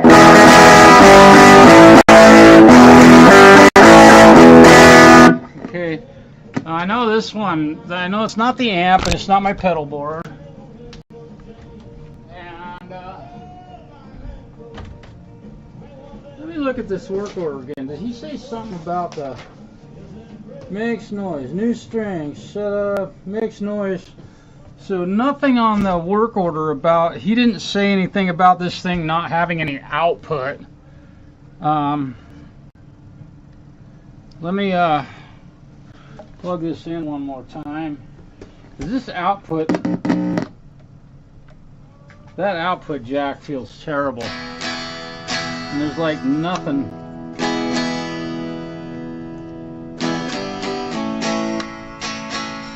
There's nothing coming out of this thing. Let's take a look at the inside of this thing again. Oh, and here's another thing. This plastic piece, any guitar manufacturer putting that crap on their Les Pauls should be reprimanded. It's as dumb as not putting a lock wire. That being plastic is like, how many times will this guitar get set down on that with a guitar cable plugged into it? Any guesses? All right. Just other things that I fix constantly. I mean, I can't believe that the one on this isn't broken yet, but I don't know how old this guitar is, but that's annoying. I usually, I've run out of those because I just put one on another guitar. I'm waiting for some to arrive in the mail because I always keep metal versions of that in my inventory because That is terrible, terrible. Built-in failure, because that will break. All right, let's see what we got going here.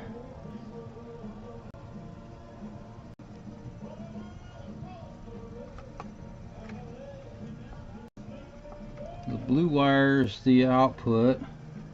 I'm looking for any loose solder joints. Or this is definitely all factory. Oh, yep, look at that. Yep. There's a ground that's come unplugged, and it looks like it's, what is it? Definitely it's a ground. Okay. Okay. I found a ground that's loose. I'm not gonna be able to show that to you really. It's this red wire. Yeah, this red wire right here. The ground on it has become unsoldered. So I got to get that to stick back down. I don't know if that's the entire issue with this. Let me look at the other.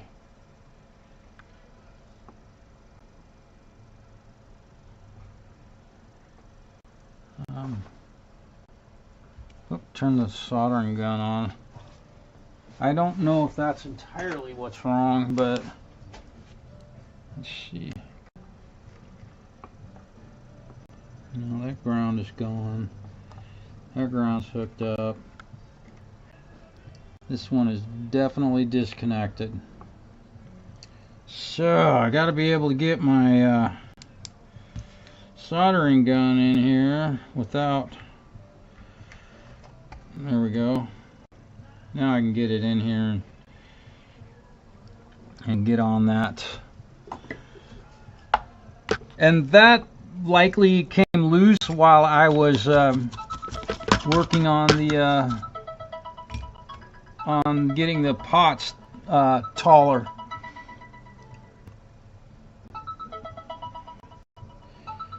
See, likely it did happen when I was getting the pots taller. Whatever. Okay.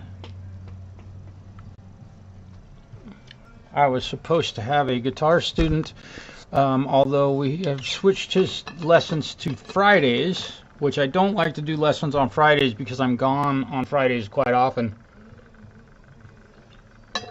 Due to playing in a little band, which we're playing this Friday, but no one would know because I'm not in charge of the advertising for my band. So there's no event on the calendar that I'm aware of.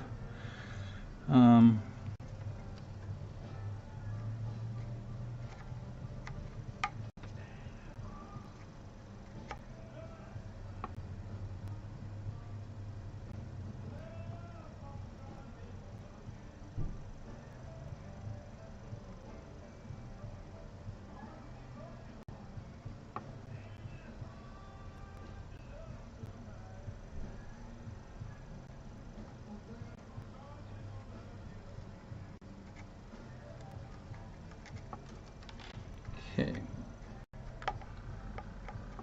Almost got her. Almost got her back.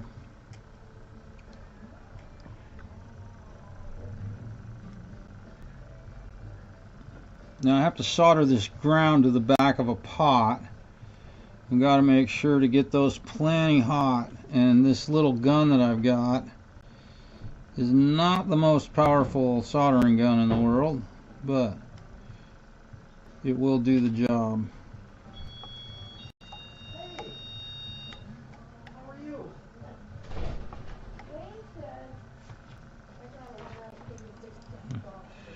And I also just turn the, it's got a thermostat on it, and if you turn this thing just right, especially for me, it'll turn it down when you want it to be hot, and it'll turn it up when you want it to be cold.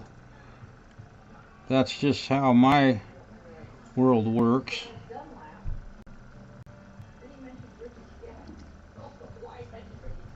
Now we're talking. Now we're talking. Here we go. Now, did that just solve our problem? Did that one little thing solve the problem? Is that one ground wire enough to make this guitar not work? Probably not. Oh, we gotta have the amp turned on.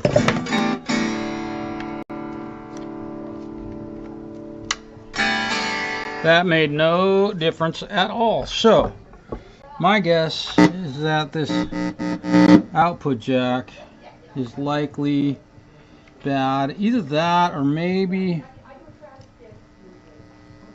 something's grounding out against the side of the cavity in here. I'm not sure. Let's go ahead and look at the output jack first. Let's turn the amplifier off because that's kind of hard to listen to. It's noisy, I know. And this will tell us how cracked this output jack plate is.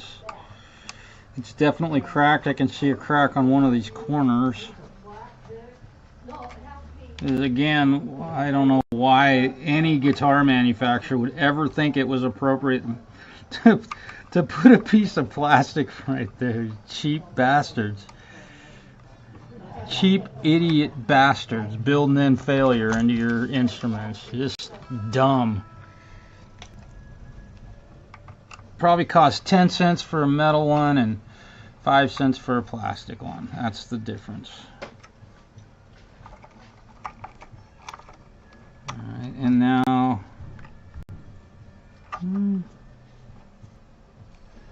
that looks like that's okay. So let's put this back on here. So I think what I've done is while I was tightening down the jacks on this to create enough space that the knobs would move, I have grounded out one of the posts on one of the pots.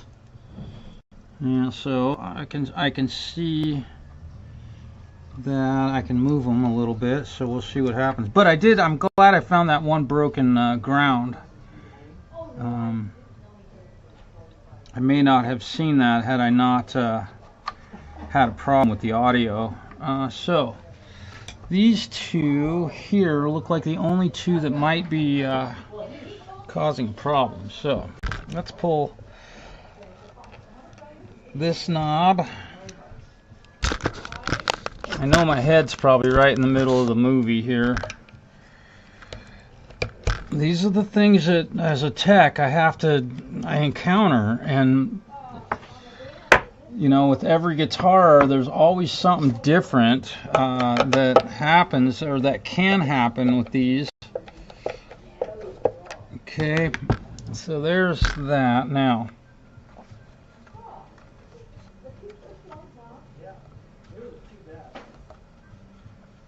okay.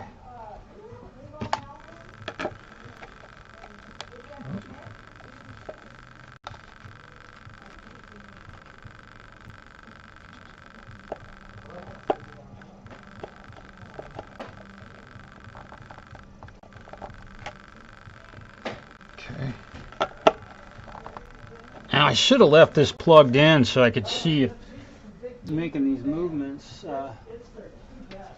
made it all of a sudden come back on. Let's see.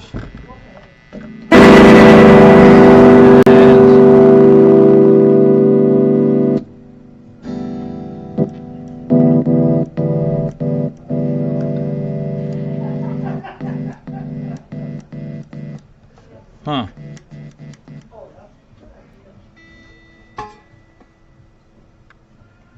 Well, let's I think that both of these were touching a spot that they shouldn't have been touching. Let me cinch this one up again, and now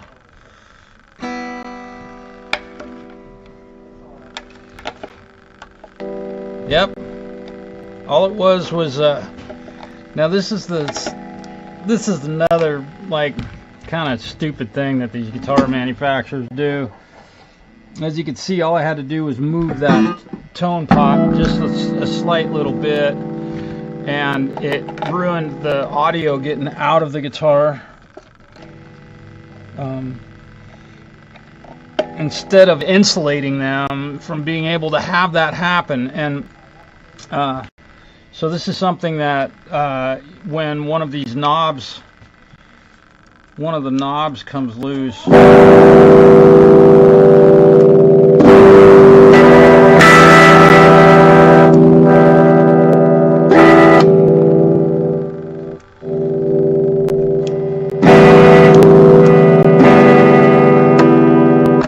okay.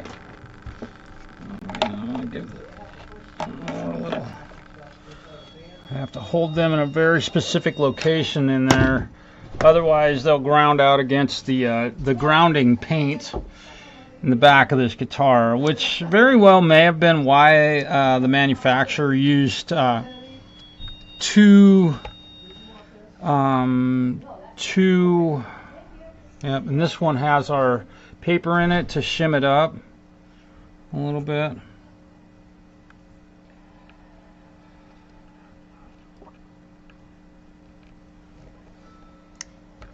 There we go. So let's try this thing now that we know that it works, or at least it did before I tightened or I put the knobs back on it. Let's see what happens here. Before I put the back on it, I'm not gonna plug it in yet. No, better test it. Oh yeah, now we're working. Look at that. The problems I can create.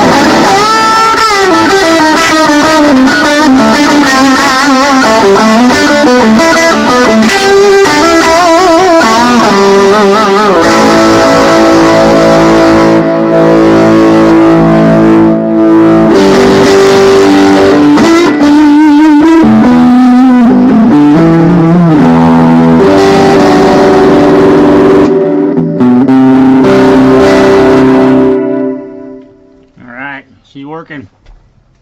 So now again, I just unplugged the guitar with my foot. That was cool. Be careful about these pots because this black paint back here is conductive, and if one of those pins is touching the conductive paint, you'll lose signal for it, and you'll be searching for weeks and months looking for why your guitar doesn't have any output. And now you know, right? Now you know. Let's see. Plug it in. Yeah. Thing sounds pretty good. There's a little imbalance, I think, in the pickups. And when I say that, an imbalance is probably the neck. The bridge pickup is a little bit louder than the neck pickup, but given the way that the pickups on this thing were adjusted, it's as if the owner of the guitar wanted that bridge pickup to be just blaringly loud because it was microscopically close to the strings. And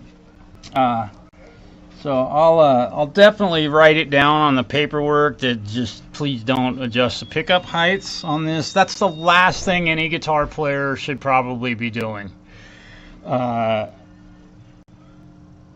next to changing your own strings, because almost none of you do it right. The issue was the grounding paint in the cavity where the electronics go.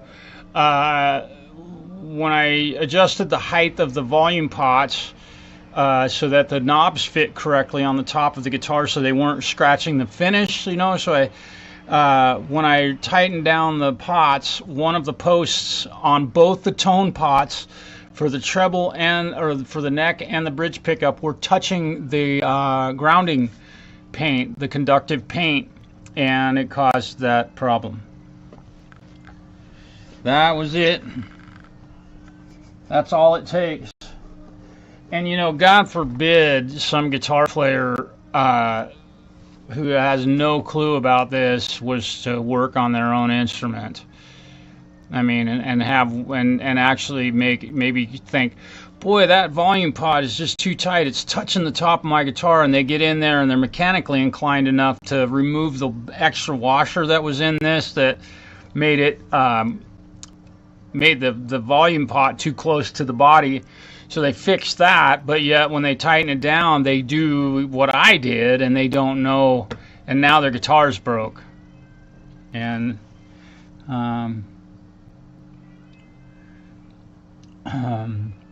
yeah, it's definitely conductive paint. The moment I moved those pots, you heard it come back to life. So yeah. So the conductive paint definitely works, and it's a blessing in disguise. It's a blessing and a curse. And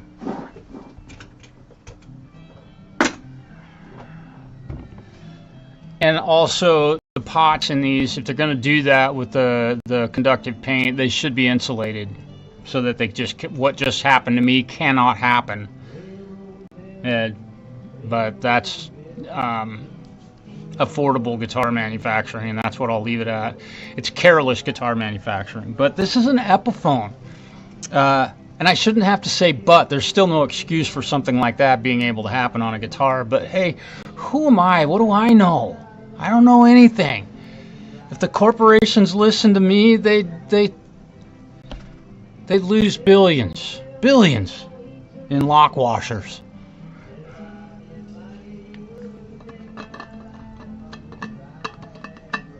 Bong lung.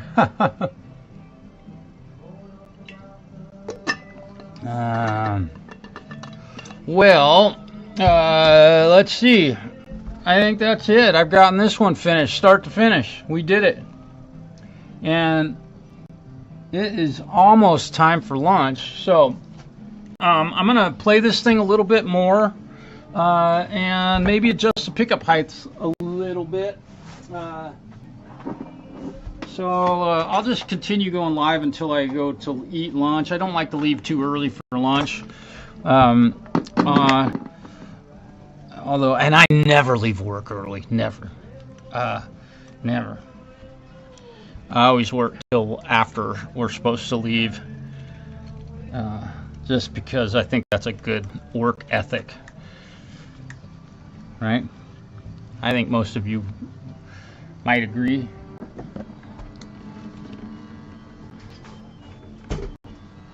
Unless you work for a corporation, right? Okay, so I'm going to turn the amp down a bit just because I don't want, I know that it clips and, you know, because God forbid me have good audio on out of a phone mic, you know.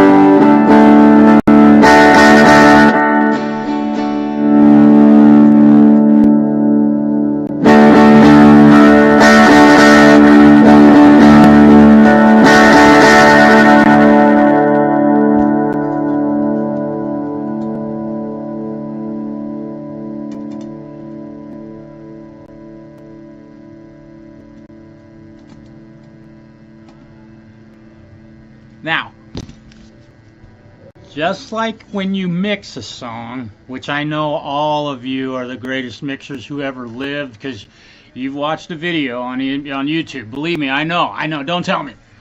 But rather than raising your pickups or increasing the volume of a vocal, turn everything else down. So again, you know, there's an imbalance between the neck pickup, which is as close to the strings as it should ever get, and the bridge pickup being a little bit louder. So I'm turning the bridge pickup down, lest we forget that there's a volume knob on your amplifier. Oh my God, right?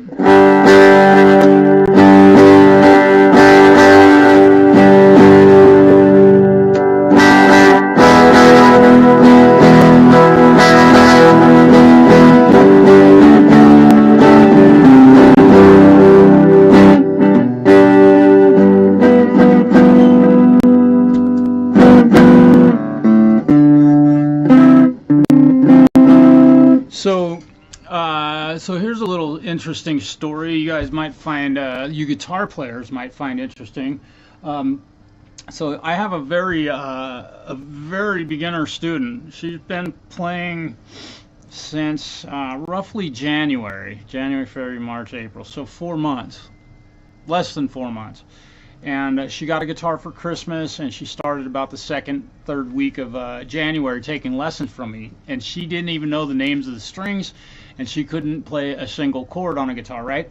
So yesterday at our lesson, I started our lesson like I always do. Hey, do you have any questions, or have you encountered anything in your music world that you're curious about?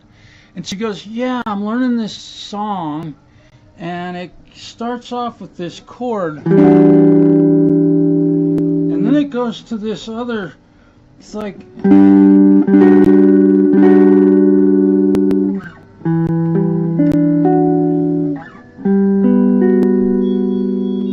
mean, she's playing complex chords like this as a 4-month-old guitar player. An E minor 9, really? I mean, and then there's this lick in this tune that something like that.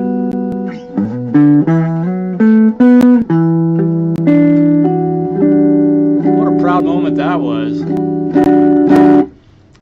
She's going to be a really good guitar player. I hope she sticks with it and stays out of trouble.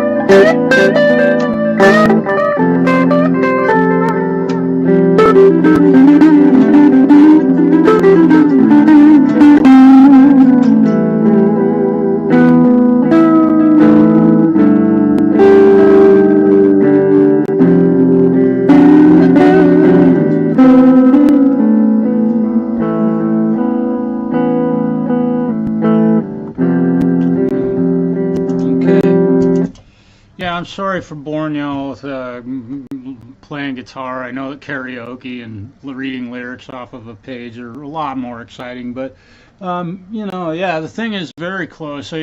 As you noticed, these are things that I do to make sure that my setup is right, is that I'm playing the guitar switching from pickup to pickup to compare what it sounds like in an actual playing environment, right? Yeah.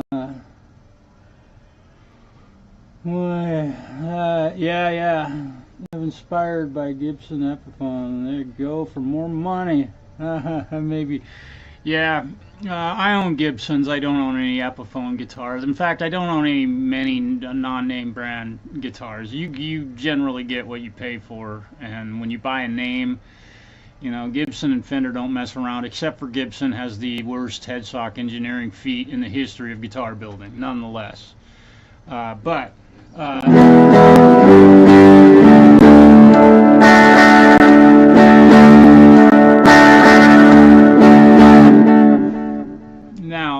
I do want to make one more check on the pickup height.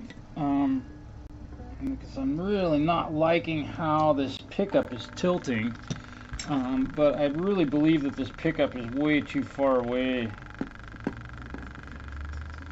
This side is not. I'm going to pull this pickup out of this guitar because I don't like the way that it's sitting, and I don't like how it's balancing with it. Let me see how much time I've got. I'm gonna have to end my stream. Yeah, I got about 5 minutes, so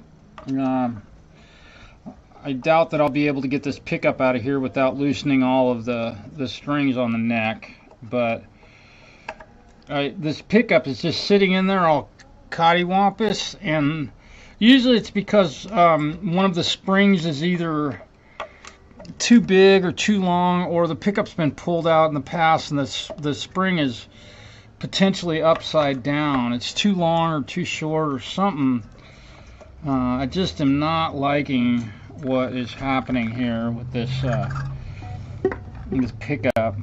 Oh, look at that, I am able to get it out of here. Yeah, so the springs are actually they're actually bent.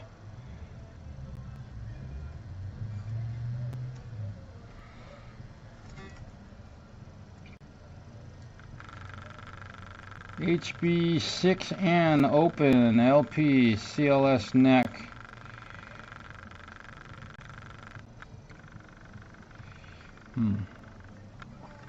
And I can see that I'm not going to be able to get that to tilt the other way without. So what I am going to do, I'm just going to try. This is totally not 100% necessary, but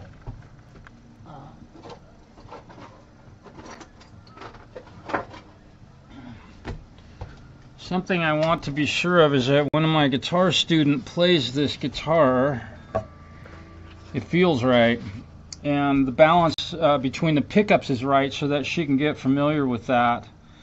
I know that her dad definitely, I believe, is the primary player, so I'm taking a small piece of foam and I'm tucking it into the pickup cavity. Alright. Amazing how that fit, that it was just the exact same right size to fit in a Les Paul body cavity. Isn't that amazing? Either I'm just lucky, right? Now, I can't promise that this is gonna solve the tilt, but it may. And it's worth it to try. Just one of those things that you have to do sometimes. Alright, so before I break all the strings off of this thing,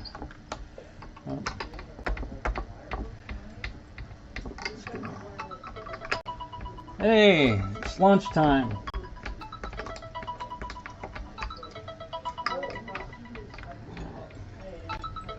Now I'm doing this because this pickup is tilted and it's much quieter than the bridge pickup, which is sitting nice and level in relationship to the strings. So that leads me to believe that the pickups just are not communicating. At least this one pickup is not communicating as well as the neck pickup is not communicating as well as the bridge. There we go. Alright.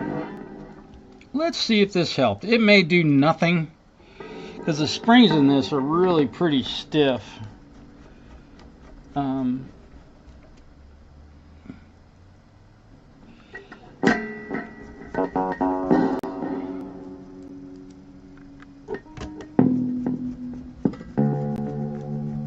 See those strings stick to the pickups? That's why you don't want your pickups too close to your strings.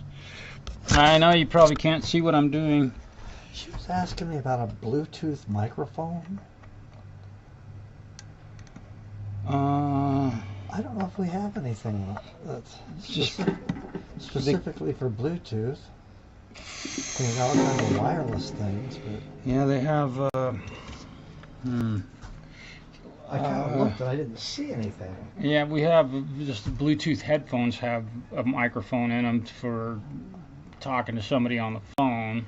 If they're looking for a Bluetooth microphone for like doing a podcast or whatever, I am unaware of any of them that are reliable, but I've never used one.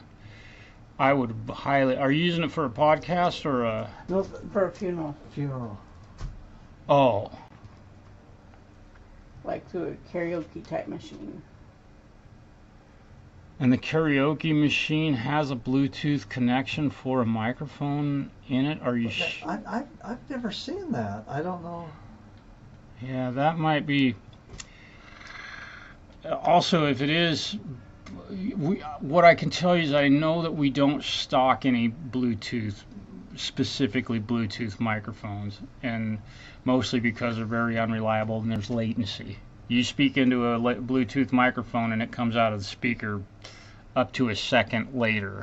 So okay, we don't want that then. No, that would be really difficult to do karaoke with. But the machine itself may have had a microphone with it. Is it possible that the microphone that was with it has been lost? Could be. But if we can get a cord to recharge our machine, Okay, that has a wireless, we have a wireless mic for that. And you have a, you have a PD one? No, it similar to that. Okay, but you lost the charging cord? Yeah. That's a great discussion about Gibson's. A Les Paul Studio, which is a bottom of the line Gibson Les Paul, will definitely, you wouldn't know the difference between it and a Les Paul Custom. There's zero difference aside from the appearance and the finish. The construction of them, and you know, like a Les Paul Custom is going to have a solid piece of mahogany for a body, and then they paint it black, mind you, so it could have 8 pieces, but you'll never know because you won't peel the paint off to find out. So yeah, no, the Gibson snobbishness about standards, it's a look thing, and I chose to spend the money to buy a standard because of the binding, and it looks more important, and I'm a professional player, but I think if you look at many of the Les Pauls used by very, very famous Les Paul users, they're Les Paul Studios. So, there you go.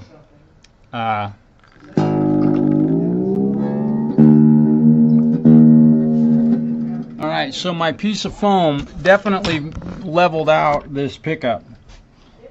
It leveled it out very nicely.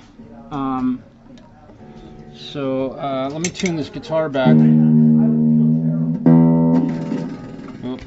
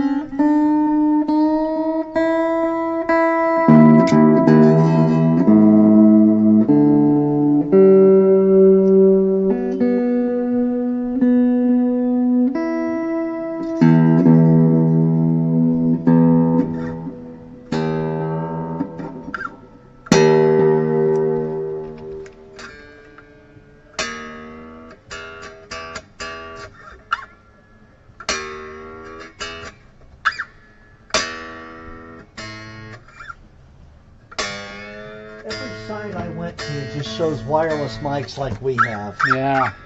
And yeah, normally people don't use Bluetooth for any kind of public address because of latency. Yeah, on a phone, you don't hear your voice in your headphones, so it doesn't care that the person at the other end is hearing what you say half a second later. But if they have it on speaker, you can hear the Hello, latency. Marshall. Hello, Marshall. Yeah, that's when you can hear it. Yeah. Yeah. But yeah, Bluetooth. I'm not aware of any. I looked hard. I mean, before I went, God, is there something? And we have an incredible selection of wireless mics now. Yeah. God, those ones that are, $200, you get 4 microphones, either 4 handhelds or 2 lavalier and 2 headset. Yeah. Yeah. I was shocked but there might be. I don't know. It's not something that I've looked into. I went to Amazon, then I went to a couple other sites, and all they did was take me right to wireless. Wireless, yeah. UHF stuff, Yep. yeah. Yeah, that's the story.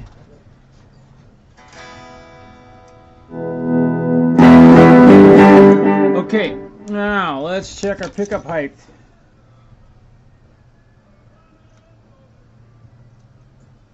So that did not smooth out, level off this pickup.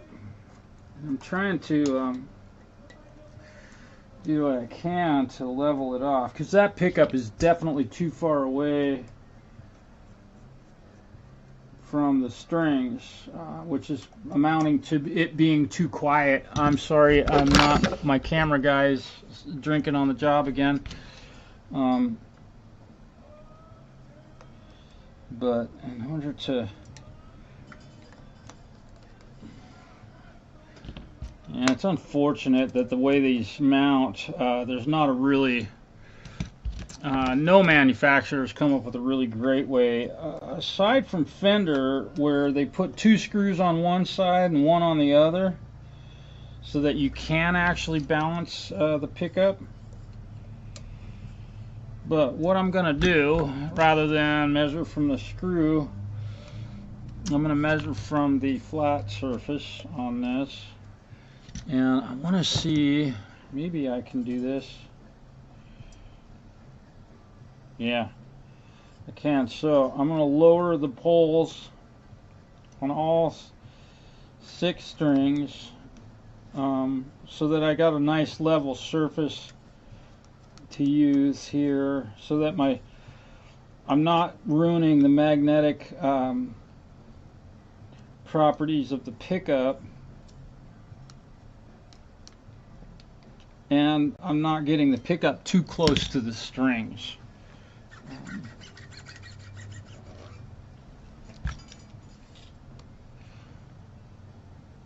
Now, I'm doing this after hearing from my good friend Rune, who does this with his guitars, not because the pickups are sitting in there crooked, but because he feels like it's a better way to adjust the overall volume of the pickup.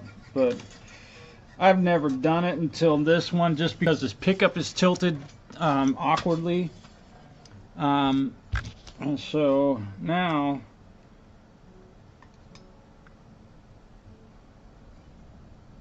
I've already lowered the rear pickup in this,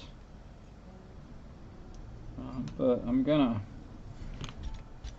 I don't like doing this. I don't like having a pickup too close to the strings, but this pickup is so imbalanced, and it's tilted so badly. I'm fussing over, I don't know, a moot point ultimately.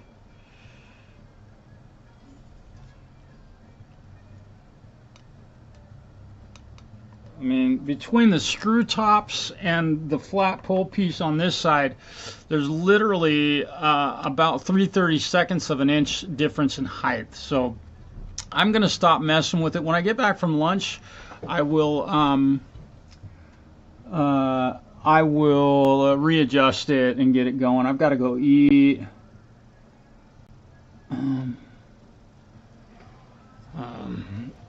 Boy, that's the truth, Justin. That is very true.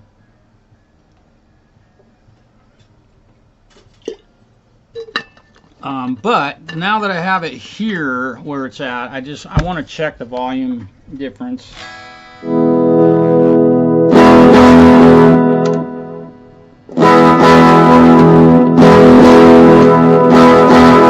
now the neck pickup is louder than the bridge, and I've lowered the bridge pickup. I think you can audibly hear that on the internet, even though my audio is probably the worst part of my show, which is the most important part of my show to me. But it's not like any company would make something that is adequate for a microphone and having good audio. It is a complicated world we live in. All right, let's see how balanced we are now. Oh, ouch! Good grief. Okay. Wow. Huh. I wonder how I did that. It just unplugged my insulin pump. I'm glad it broke loose. Let's see what we sound like now. There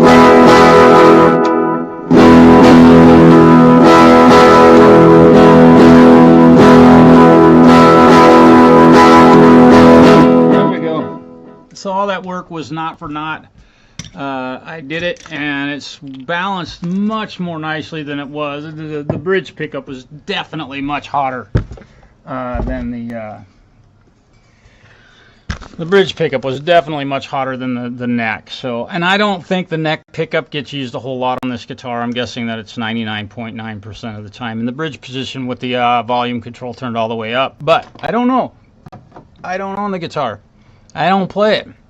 So, time for me to go eat lunch. You guys have a great rest of your Tuesday. Hopefully we'll see you guys soon. And again, Jampro, thank you for your help and your suggestions, man. I can't tell you how much I appreciate it. A lot of times it's stuff I've already tried when I ask about problem solving, because I know the stuff, but I would do the same thing if it was a guitar problem. Did you change the strings? So anyway,